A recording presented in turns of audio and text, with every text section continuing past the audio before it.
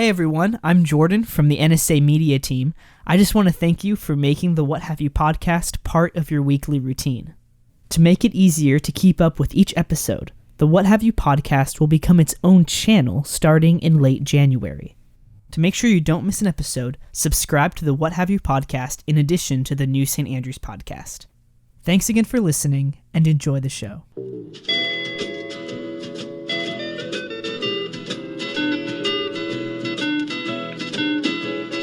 Hear the world calling, but son, don't you listen. They're only trying to drag you back into prison, that's right. Welcome back to What Have You. I'm Rachel Jankovic. And Becca Merkel. And we've gathered together today with no idea what we're about to talk about. We are just gonna... We seldom do have an idea, but today it felt like we might need one. Well, we've already sort of had half a podcast, just us here in the rain in the car. Well, we've covered some things we don't want to talk about on the podcast. I should tell you, my rededicated self that was like, I could really bless my family by keeping all the laundry in the laundry room.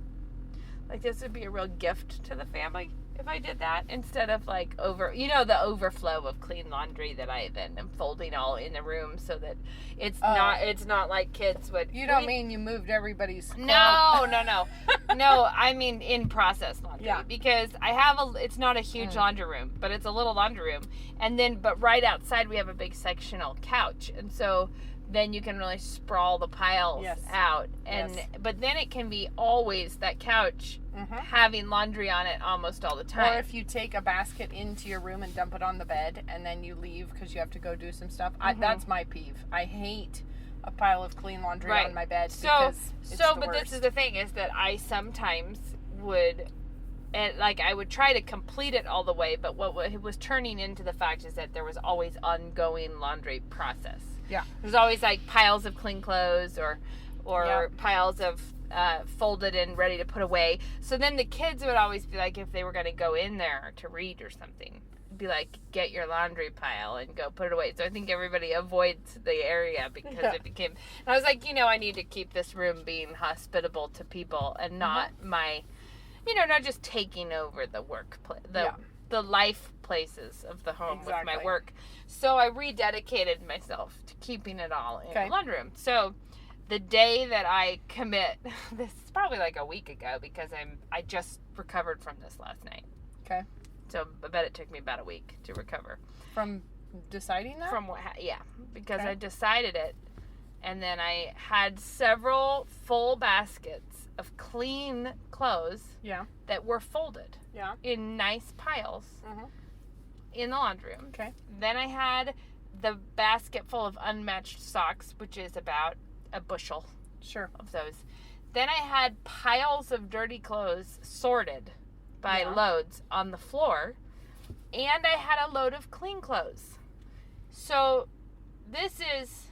a lot of loads. Basically all of the clothes of the universe in the laundry room. Mm-hmm. And Shad accidentally, and he tells the story, he's quite funny about the story, that he was in the bathroom doing something in the sink when he spotted a stink bug and fled.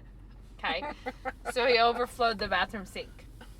So the way that I discover it overflowing is I hear the pitter patter of water, and I'm like, "What's going on?" And I go up there. I'm like, "Oh dear, turn the sink off," but it hasn't even manifested itself out in the hall, or it just looked like a little bit of not a ton of water on the floor.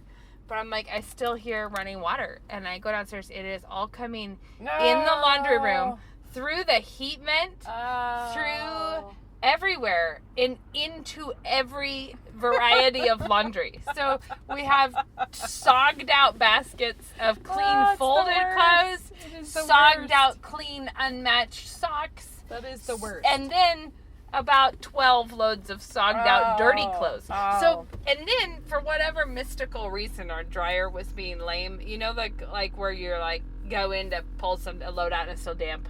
Yeah. And it's not, sometimes it has a heat coil or something we need to replace, but I don't think it's doing that. It actually just was not up to the challenge of the moment. And so I So that's why it took me about a week to pull out of the slump that was that. Because, of course, I had to move things out to the back on the couch to try to get this whole process sorted. But I got it all back off of the couch and back into the laundry room. Well, now to keep the stink bugs at bay so that we don't have this problem. Exactly. We had, over the last few weeks, we've been doing stuff in our kitchen. And our kitchen is very in process. It's got no cabinets to speak of at the moment.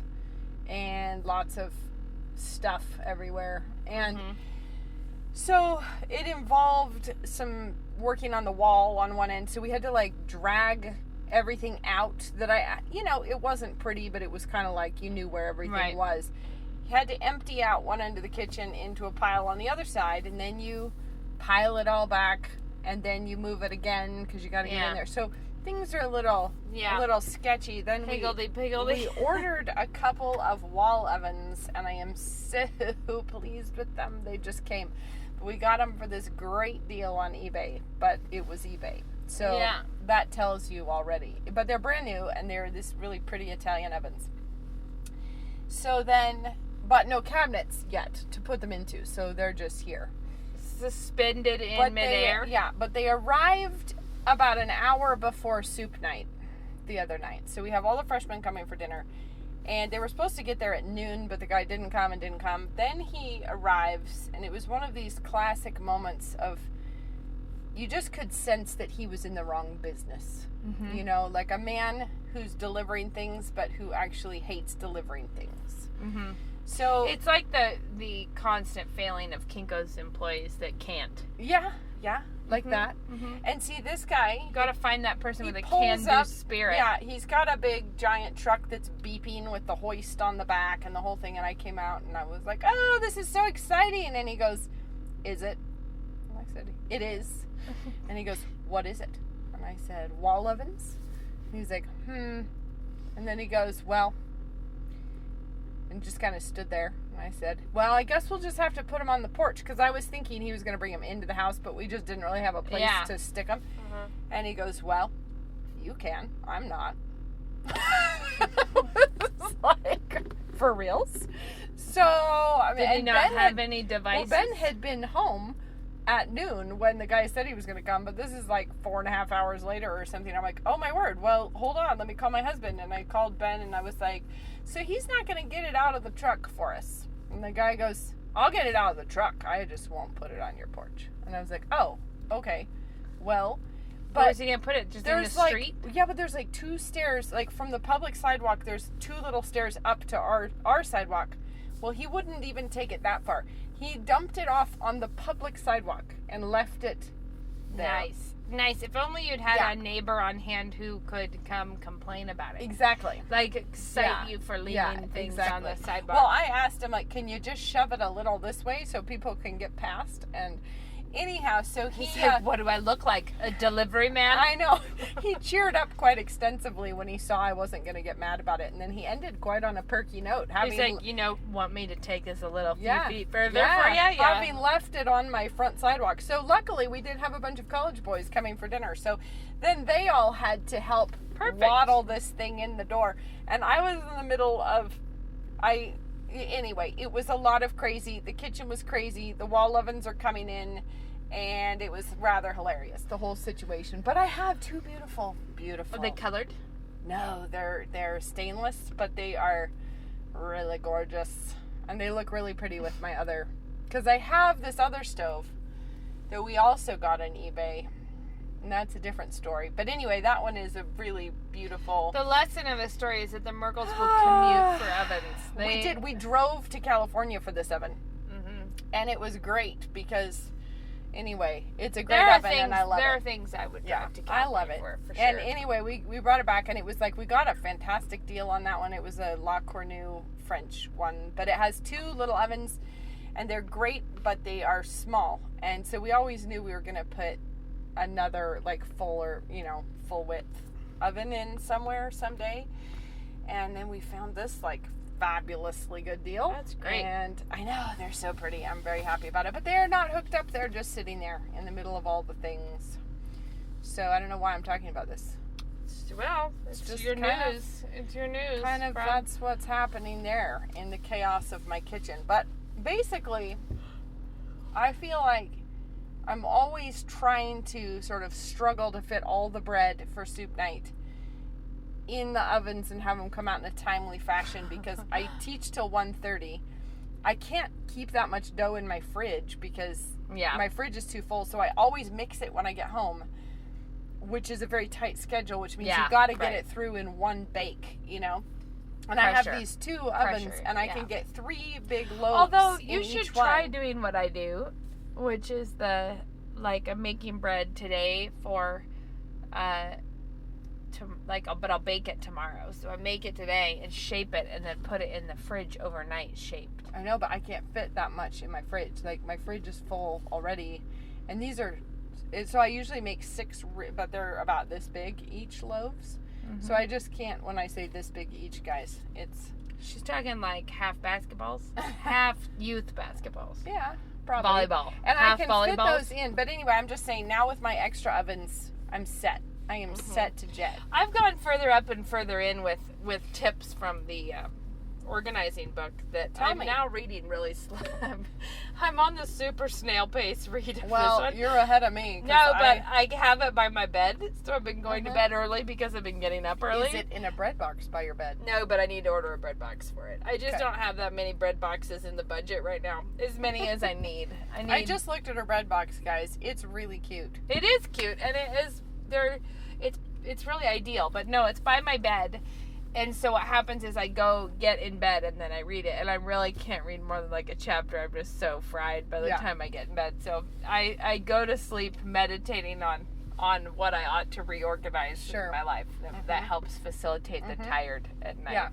Yeah. Anyways, but I did realize that there's a lot of places, I think it's probably just we're entering a different phase of life, but that there's a lot of places in my house that I've been shooting myself in the foot by I purge a lot. Okay. I'm a major purger. I don't like having things that I don't think we're going to be using. Yeah. And because of that, I have streamlined some things that I feel I ought not to have streamlined. Or I never got into them because it just seemed like too much shenanigans. But one of those things is that we have a bathroom attached to our bedroom, so I have a garbage in there, but I didn't have a garbage in our bedroom. Because it's like just another thing, and I feel like in a second it's gonna have like an Amazon box sitting on top, like you know what I mean, like garbage that's too big for a little garbage or whatever. But I realized no, every time I go tidy up my bedroom, there's garbage on the dresser, on the like places, or a tag that you pull off of something, or whatever. And so I got a garbage in there. But the other thing was about the pickup style. I realized slippers or something that we are perennially not putting away because they're supposed to be put away in the closet, but we never do that because you wear them and then you take them off right beside the bed, and then you don't, like you're never ferrying them to the closet. Right. So I'm switching. I just put a basket beside each of on either side of the bed.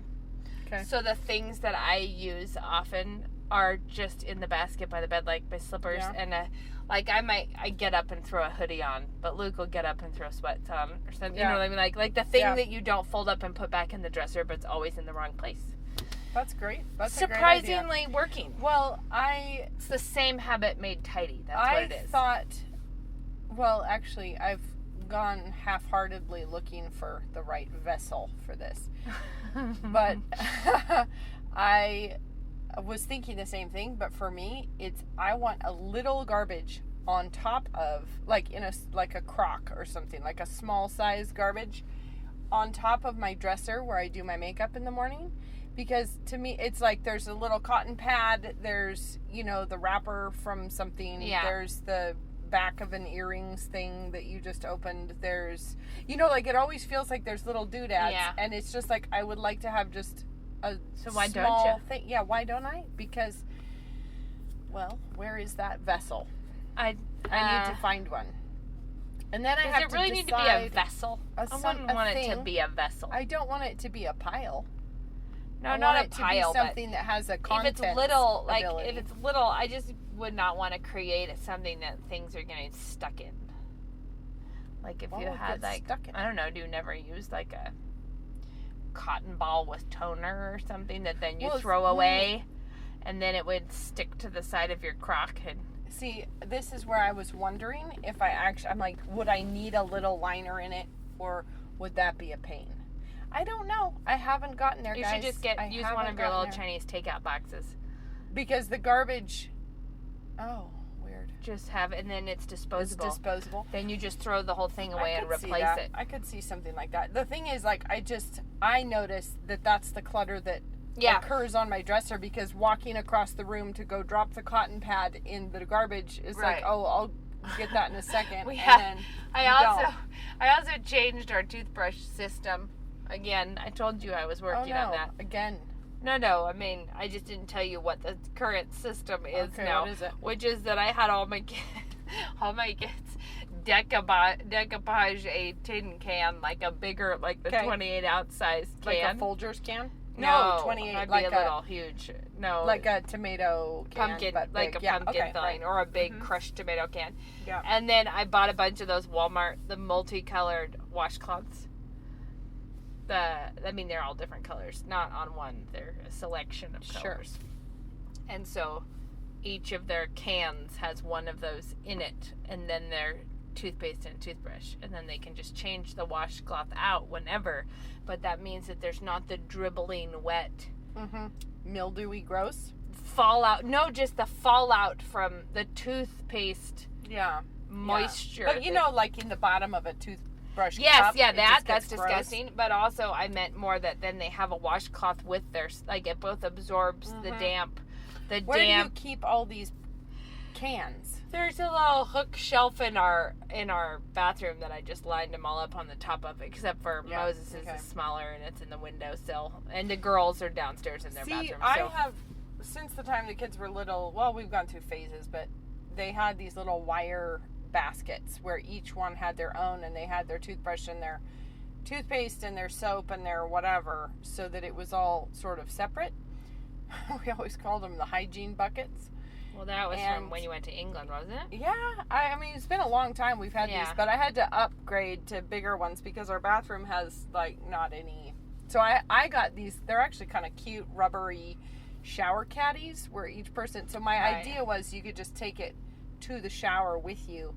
But it's drippy. Like, then it comes back out and it's drippy. Because for me, like, having 9,000 bottles of shampoo in the shower is kind of annoying. But even with hygiene buckets, we still have 9,000 bottles of shampoo in the shower. That's funny. So, anyway, that's kind of, it's a constant struggle, The funny guys. part about our decoupage on the tin cans, they turned out pretty cute. I mean, like, the kids did a cute job, but when I went down to grab whatever random papers I could find, I found a little bag of my leftover vintage cheese labels.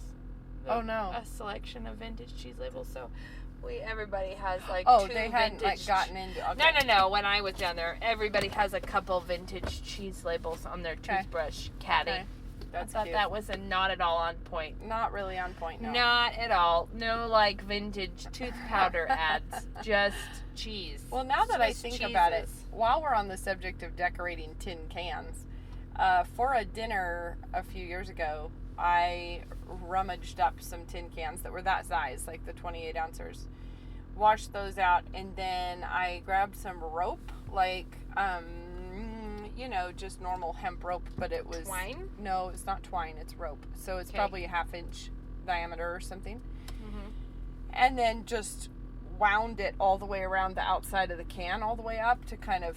So it was just sort of different. And then I think I had, like, potted ferns that I just dropped the pot inside and it was actually really cute because it was very sort of neutral and you don't really look at it, but it was cheap, fast, and easy. But anyway, I have those down in the basement. I'm thinking, my garbage for my dresser. Problem solved. Tin cans to the rescue. And if you... They're actually great with a little plant inside them. They're kind of good on a centerpiece. Anyway. How handy of you to have those. I know. Now that I think about that, I might use those. Yeah. Well, just not all of them. I only need one. Only one for my cast-off cotton ball needs. Anyway, what were we going to talk about that's not this? This gripping tail. What tidbits could we put into a can? It's the afternoon.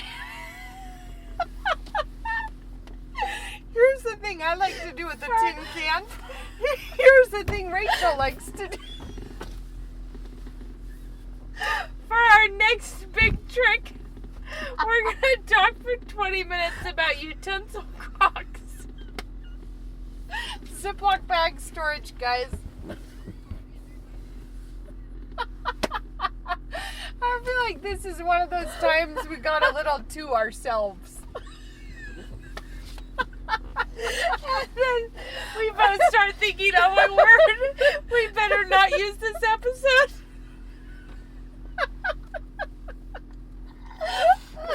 I think we should immediately go stage a photo shoot with our tin cans. We need a third party here in the car with an air horn to tell us one of those little... when we're getting impossibly boring.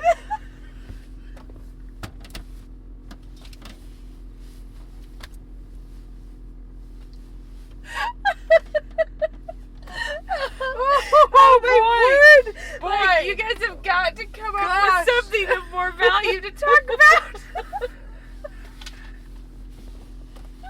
I don't know. I've come away with something valuable here.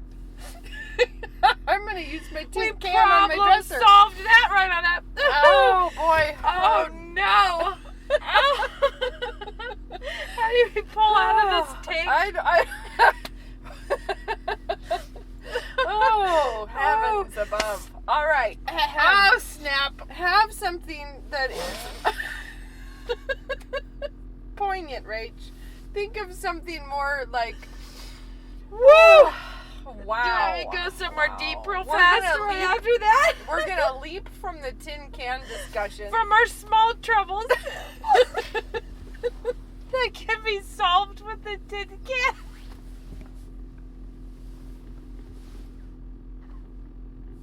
Oh, man, one stop at the recycling center and you and I have got all of our problems solved. We've got it.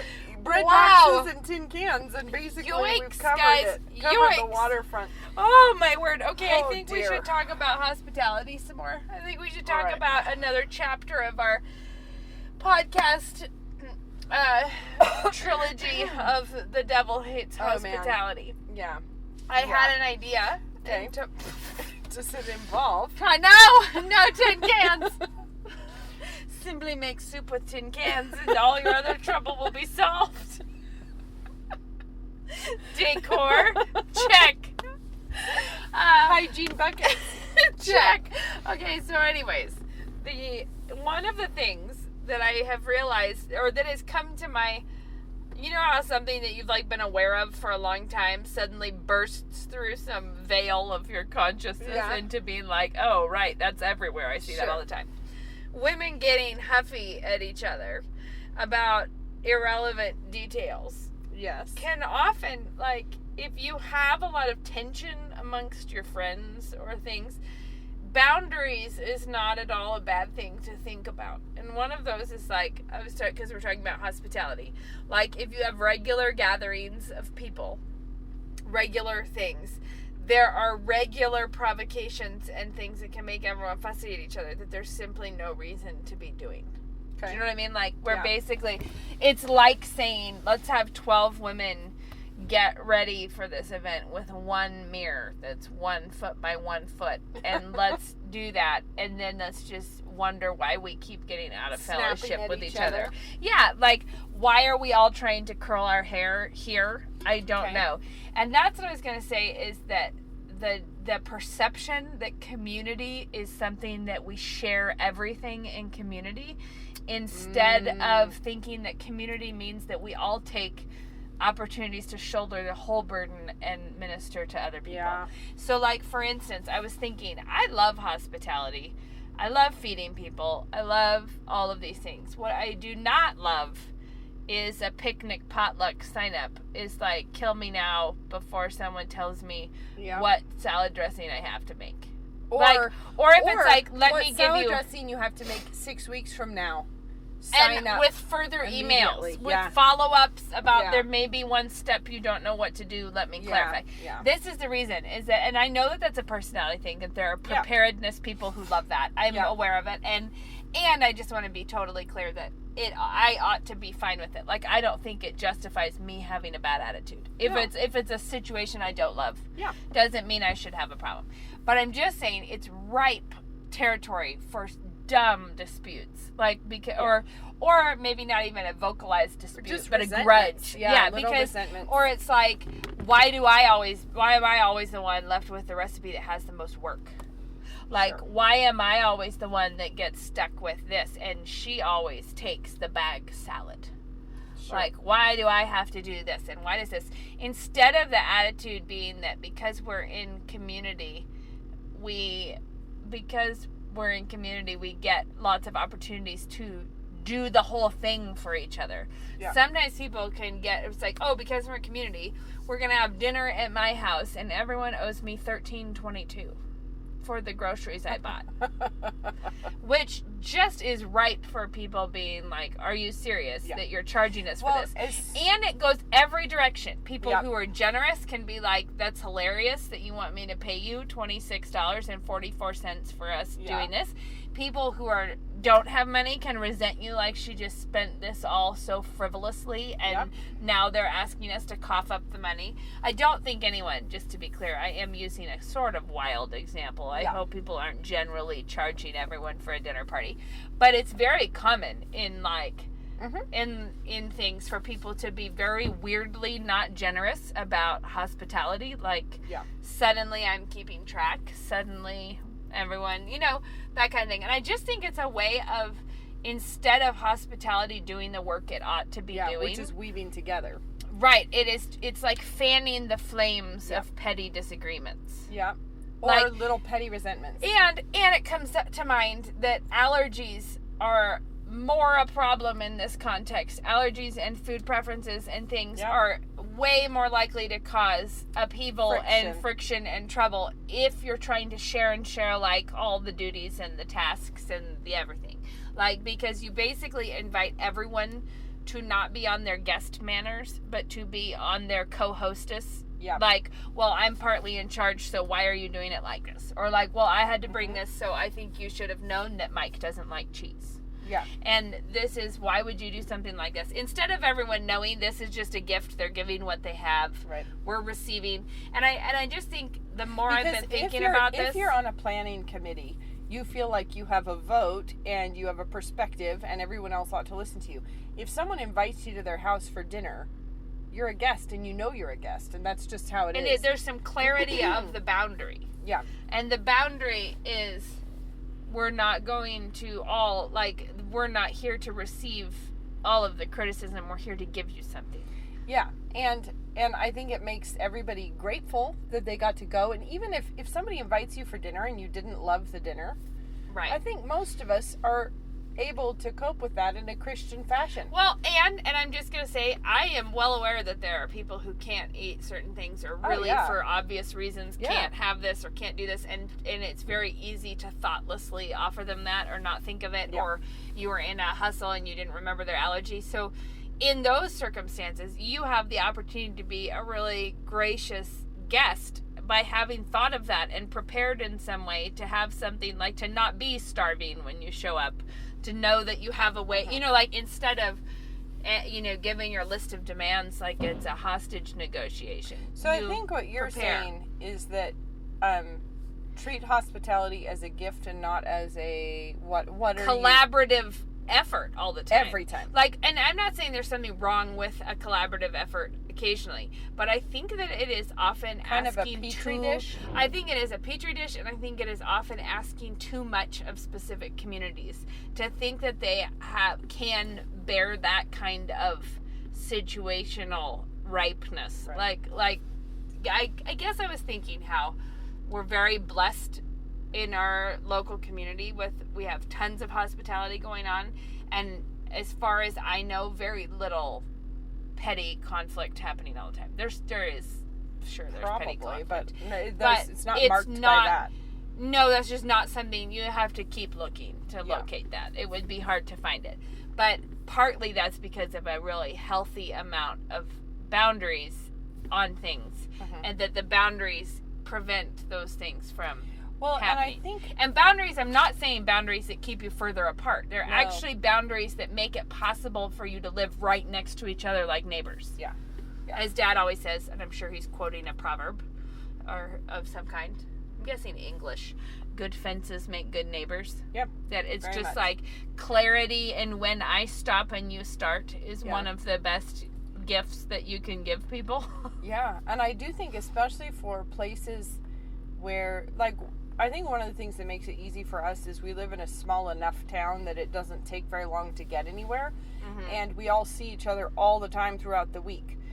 I know there are people who live in big cities where it's a big commute. You only see each other once a week, maybe.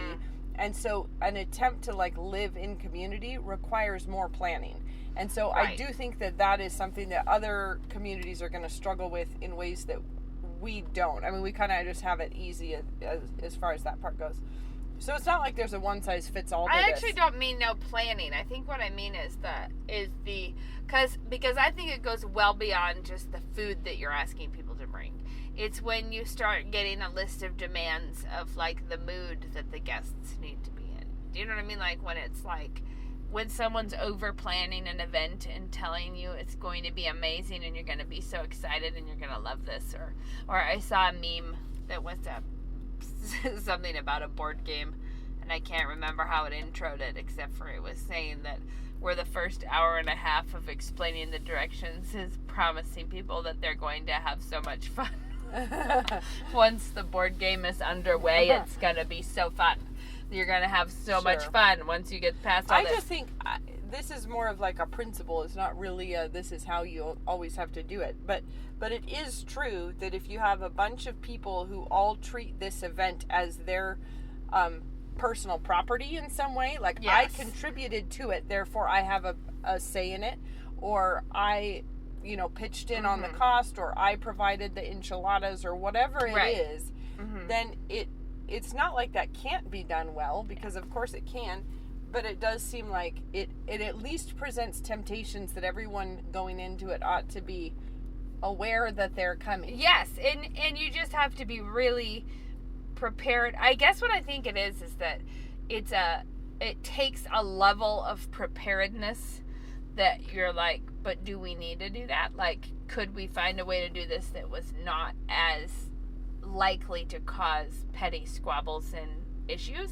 It's kind of like spending all your time trying to bolster the immune system so that you could go around and lick doorknobs. If people like, why don't we just put some health and safety practices in our lives and not lick the doorknobs? If people are going to be petty, then they can be petty anywhere and any time, regardless of the circumstance. Yes. So it could be the sort of thing where you say, actually, guys, I'm just going to handle the dinner this time. I just would love you all to get to come, and I'll take care of it. You could still have that happen and then be like, and then they didn't even offer to do it in return. Well, yeah, because sin is always at the door. Yeah. It's always ready for us. But I think in terms of community, this is the thing, is that everyone has different gifts. They're differently made, and they will think differently about this. And I've realized that while I do love cooking and I love hospitality and I love doing that kind of thing, I actually don't love cooking across the board all the time, no matter what. Like, if someone gave me Jiffy cornbread muffins and wanted me to make those, it would be, well, I don't know, those might be good. I'm just saying that doesn't excite me. Sure. Like, if it was like, let's get together for this event and I want you to do this particular recipe and do this, I would do it. I could soldier on through, but that is not the part of cooking and things that I enjoy. What I do enjoy is the interesting, it's like poetry when you're planning a menu or something, is you're trying to pull from the weather, the feeling, have we been busy? And I'm not saying you're consciously doing that. I'm saying, but lots of times it's conscious. So, it's yeah. like, but I do think there are I made a cake last night that was so good, and I don't normally make a cake, but because I saw a recipe that looked awesome, that I also thought was so perfect for the mood of the day, I invited I invited people over because I needed to make that cake that day. Right. Like, I was like, this has to happen. Let's do this thing. Yeah. I got to make this But I also know that there's other ladies. And it was really good. There's ladies out there in the world who aren't confident in entertaining, who don't have experience, who aren't confident in the kitchen. And for them, actually, it would be a huge help to have, okay, let's have 5 of us get together and here's what we're going to try. Oh, yeah, and they should do that. I mean, I guess I'm not trying to come down on a method at all, except for just saying be aware that there's not one way to community that blesses everybody and I just, most often I feel like you run into the times it's like, because we're a community, we all have to do this I think the that same that's what way. it is that there's like expectations, and I think this can happen on varying sides of the question, but expectations that communities that are healthy look like this. Therefore, yes. I'm going to engineer So it. what we're going to aim for is this. Rather than having it like happen organically, because it's like, actually, communities are different all over the country, all over the world, and so, but often we take this sort of preconceived notion of what life in a community would look like, and then we try and force it on other people, rather than... Because we dreamed it up. Right. We dreamed it up and we try and impose it from the top, rather than trying to actually assess it. It's sort of like you talking about what's the mood of the day and what's the weather and all that. No, because you have to assess your community. Is this a group of people that I know who are anxious to do something fun? Well, maybe you need to say, hey, do you guys want to do a progressive dinner and we each host a different thing and we do something big and elaborate and fun? Is it a group of burned over, tired, we can't even see it anymore, we're so fried? Right. Like, well, in that case, my word, just say, hey, I'm gonna make tacos. You all come to my house. You know, and like, don't even bring any cheese. Don't bring a thing. Like, just maybe come. your slippers. Yeah. Put your feet up at my house. But I do think it requires like actually assessing your group and seeing where do we need to grow / where do we struggle / what could we do to prevent. So you do this when you do your soup night, and I do this whenever I do whatever I have coming up, is you do something and you watch. Like, you take notes. You see, like, you know what? That made everyone feel like something really fun was happening, and it was a very moderate extra thing to do. Yeah. Like, one time, I probably noticed it more with my family, thinking it was wild luxuries than with anyone else, but I had yummy bread and soup, and I decided I also bought goat cheese. So there was butter or goat cheese for the bread. Like, it was like a selection. Well, that took not any more work. Yeah. I opened a pack of goat cheese. Right. And that was what I did. But you would think that you had just given everyone a helium balloon for the way that, like, you know, like, for the, like, what luxury is this? A whole bunch of goat cheese. And that's the kind of thing that I think it's good to watch as a hostess. How could you, when people are expecting maybe they're expecting something like a package of Chips Ahoy.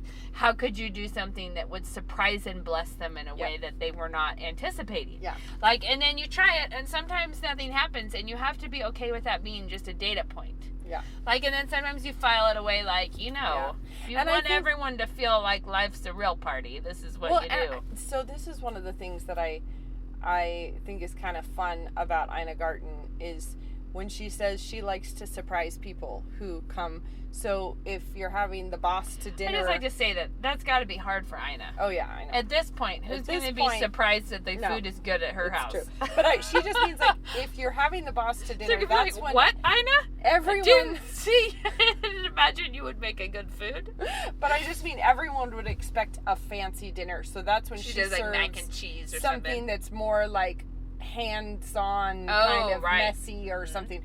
Like, she just likes it to be slightly different than that. And that's what I think fondue, for all of its incredible dorkiness, is actually a really good thing to do with an awkward group, because there is a nonstop source of discussion. Yeah. But also, I just mean, like, what people expect in Ina's world, she likes to surprise them with something different. That's not necessarily what people expect in our world. So, but take the principle and be like, how could I take what they think is going to happen and actually just make it a little bit more fun or just different than what they thought was coming? And oh my word, I read a book by, what's her name? French lady. Inez de la Fressange or something like that. But she has this epic section on entertaining. And it was the same principle, only if you were a Parisian model and those were the only people you hung out with. Yeah. So she talks basically about, you have a real grasp of the realities of life. It was sort of like, I love to have people come to my house, and I basically, like, 2 hours before they arrive, I take a bath. Then I run to the store and I buy, something or other. And then I put it all on the stove with no recipe, like 15 minutes before they come. And I just make everyone wait a really long time. And then they'll be hungry and it's fun. And then I make dessert and I put it in like doll teacups. I'm just like, what? Like, I'm on earth? not following but you how you're blessing the people. She lets her children like decorate, like draw funny pictures and put it on the table, and then her kids do the flower arrangements or something. And I'm like, yeah, see, if you're in some like gorgeous, apartment in Paris, maybe that would be pretty. And everybody's used to 4-course meals or something, that'd be fun. If somebody came to my house and I just had some like old mismatched doll teacups. Like, guess what though? I did take a bath. Basically, I they'd be took like, a bath. oh no, she's drunk. It's like something would be desperately wrong, but it's like I think the trick there though is that it's all about the contrasts, right? Yeah. Like the thing that's unexpected, the thing that like nobody saw coming. And so if one day, instead of doing the perfect potluck spreadsheet, if you said, you know what, everybody, just come, I'm taking care of it. Or even it's gonna be a mystery dinner. Just come. You'll find out what it is. Or, instead of this, we're just going to order pizza. And we're going to let everyone do that. And like whatever it is. Yes, there's always that. It's actually like, it's kind of a thing because, I say the essence of humor is surprise. It's also part of the essence of hospitality because actually humor is very integral to the life of a party. It is. Like, having people be in the mood of unexpectedly, things are interesting and they're kind of like, that's actually important. And I don't mean in the basic hospitality, like, you do want to provide the basic, have a drink. You don't want it to be a weird grab bag every time. No, and I do lots of very expected hospitality. I think I just like the idea of having the freedom to do what seems like it would bless people and then see if it does. But I do think oftentimes people can have preconceived notions based on, and I think frequently this is based on how it was in my church growing up. Yeah, or just total imagination station about what ought to be happening. What it would look like. If our community was tight, this is what it would look like. Well, a lot of time people think if our community was doing well, everyone would be doing like I imagine I would be doing if I was really being spiritual right now, which is just an inaccurate approach to what it's going to look like. I think the truth is, if a community is healthy, they enjoy being together, and one way or another, one way to kill the joy in being together is by obligations or overdoing it sometimes. Or being the person that just gets their skivvies in a knot about the whole affair, and is like, didn't you know that we said to be here at 5:30 and it's 5:41? You slowed us down. Yeah. Everything is, Yeah, and oftentimes in an attempt to sort of combat that or change the trajectory of that, it will involve you doing more work. Like, hey, I'll just get it. It's kind of like saying at the restaurant, you know what? Everybody put away your calculators. I'm just going to get the bill. I'm going to cover it. I'm going to do it. Yeah, and then we can all just settle down about it. Let's not bicker about it. Let's just, somebody's going to do it. Rather than one person wants a 12% tip and the other person thinks that's too much. Yeah, I don't have those 43 Yeah, where it's just like, you know what, let me get this. And I think if everyone has a, you know what, let me get this attitude, then you actually will have a lovely time. Shocker, community time is way more fun than it was last time we checked. When everybody is giving rather than grabbing. Right, and it's great when it's both ways. It's great when someone at your house is like, no, I want my kids to clean up what they did. And it's great when someone accepts the fact that you're like, don't worry about it. Yeah. Where you're like, no, don't worry about it. We got it. Yeah. And they're like, I really appreciate it when people are like, just take it from you instead of like, no, we're going to thumb wrestle about it all this whole time. So Anyways, that is our non-tin can discussion. There you go. Something outside. Arising from the depths of the tin can. It might have been a all-time lowest slump. I don't know. Like I said, I'm going to go home and I'm going to get one. Yeah, we solved biggest trouble. Yeah, but it's lucky. nobody else's. Yeah. So, that's my situation. Yeah, I have to go, though, because I have two daughters that forgot their basketball uniforms for their team pictures and need me to ferry them up to the school. Yeah. But you have a tip before that time. You had one a minute ago. You said you had one. Before we started this, she's giving me a look, guys. The look of, do you really think? Did. You said, I'll tell you a tip. Don't run out of OxyClean. Don't do it. Keep purchasing OxyClean. Okay. While we're here, I've got to have a question. Yeah. Have you ever tried the OxyClean pods that are on Amazon and not in local stores? No, but I was out of OxyClean, so it's like one of those sayings that you get out of the habit of using it. I'm out. Yeah, well then I went and bought some. I bought some, and I put it in my sink with hot water, and then I went and got the white shirts that were looking gray. Gray, yeah.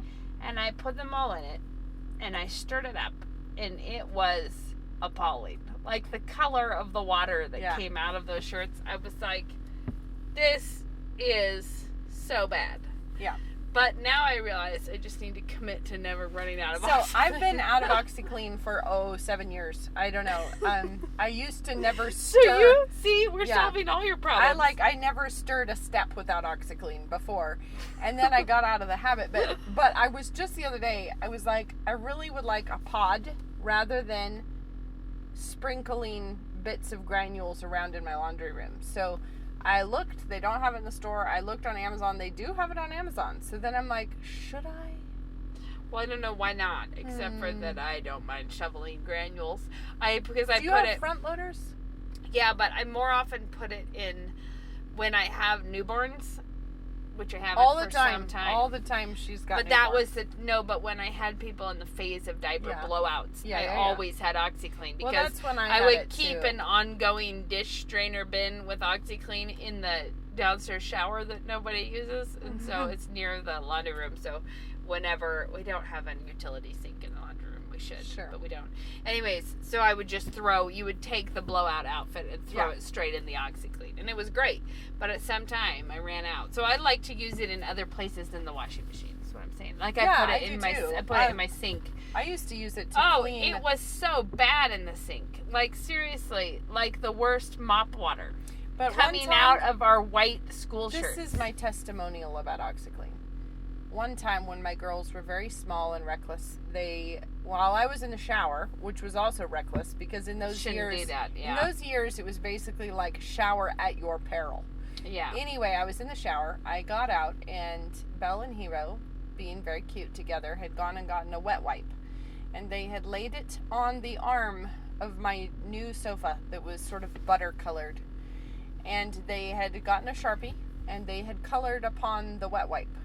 So they did not know they were... they didn't know that they were coloring on the sofa. They didn't mean to. They were just coloring a wet wipe on the arm of the sofa. And when we picked it up, it was a full wet wipe sized Sharpie patch, like solid Sharpie patch on the arm of the sofa. Oh no. And it was like, I think the sofa was like 6 weeks old. It was like really new. And so anyway, OxyClean and a lot of boiling water, and that thing came out. Yeah. But it was a lot of hours of OxyClean and boiling water. Hours. But it did it. It came out of there. So yeah, so I did do that. I did finally step it up with the OxyClean and get that Well, going. maybe I'll step it up and order the pods, or just stop at your local Walmart. I hate granules of detergent on the floor. But I like it better than I like gray shirts. Well, that's a valid point. I have a point. But I need to go deliver basketball uniforms. Go too, but nice to talk with you all. Every day.